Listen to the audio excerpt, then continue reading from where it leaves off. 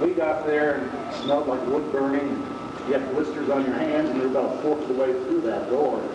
Finally, Greg said, well, turn the blade around.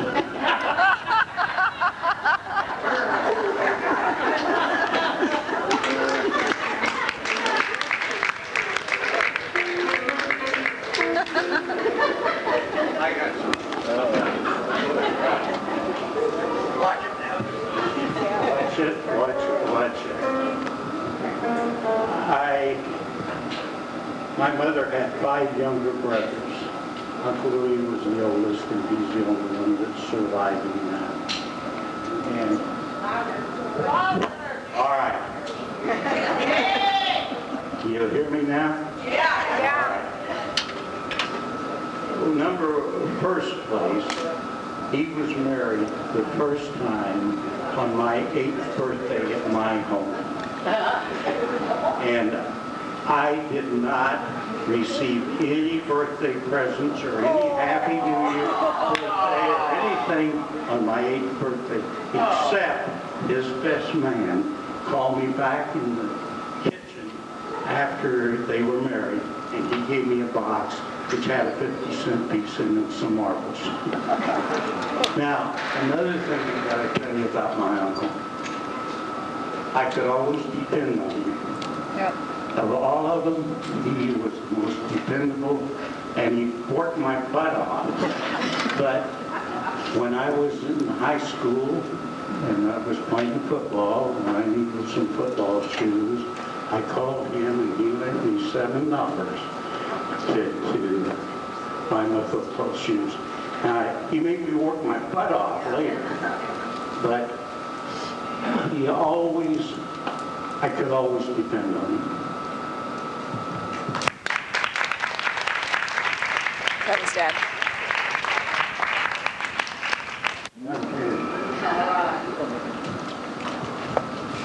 Dad said, of course, he never paid back the $7. Yes, I did.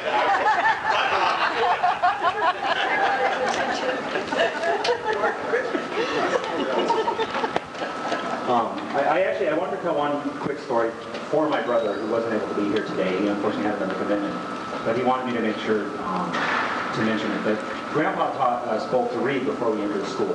So we were fortunate enough to go into school knowing how to read. And my brother recently had a son who was actually born New Year's Eve. And I remember him telling Grandpa, hey, you know what, you taught me how to read, and now you get to teach my son. And he just wanted to make sure that got told about. He's really looking forward to having Grandpa teach him to read. Now that, of course, means that you have to make that 100. Yeah. Which we all know he will, and I expect to see almost all of you back there in 5 more years.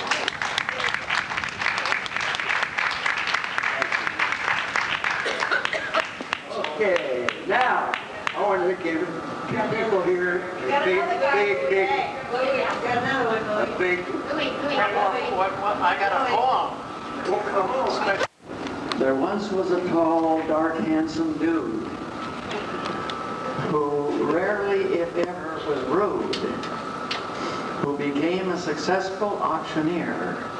He became a man with no fear, for he knew with a respectable career, you never look in the mirror to the rear.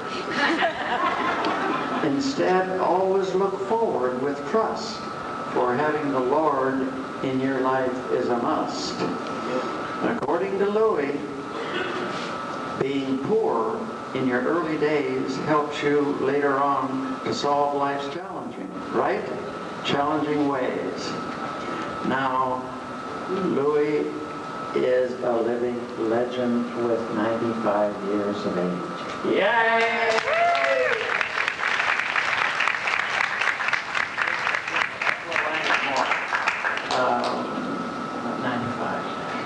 How can we live to that age, huh? How can we do it? And thrive and be alive as he is. With a fun-loving wife like Beverly, why not? Her giggles and wiggles are so contagious that at times she is downright outrageous. They are a great couple and friend because they know how to friend without end. Our love, Chuck and Dottie.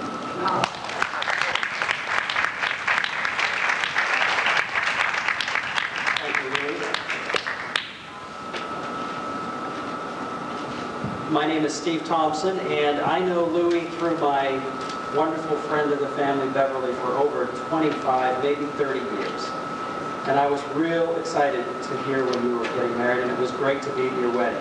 But I have seeing as we're roasting you a little bit right now, I have a story to share about the ladies. Anybody want to add anything after this, that's fine. When I actually was going to spend time with Louie one-on-one, he was coming to San Diego with Beverly for a birthday party for all ladies. I think there were maybe 10 ladies, Mo, at your house. That's where I live, that's right. As a matter of fact, I was supposed to spend time with Louie. We were going to go to the park, or we were going to go see San Diego. And so the ladies would have their party. But Louie pulled me aside, I think, early on and said, "It's okay, we don't have to leave." And sure enough, we stayed, and it was a great time. And I learned some great, great things, including that wonderful story about Louie's early life and the importance of being poor and how that left a huge impact on you. And also about what was real important to you, which was love of God, love of country, and love of fellow man, which was a great lesson for me to spend that time. But to break this up just a little bit, we have a couple of things that we want to share for those of you that are baby boomers and maybe slightly beyond that. So, it was fun being a baby boomer until now. Some of the artists, musical artists of the 60s, are revising their hits with new lyrics to accommodate aging baby boomers. They include Herman Hermits, Mrs. Brown, You've Got a Lovely Walker, and Ringo Starr, I Get By with a Little Help from My Depends. I know, it's painful. The Bee Gees, How Can You Mend a Broken Hip? Bobby Darin, Splish Splash, I Was Having a Flash. Roberta Flack, The First Time I Ever Forgot Your Face. Johnny Nash, I Can't See Clearly Now. Paul Simon, 50 Ways to Lose Your Liver. I need a drum on that one, you know.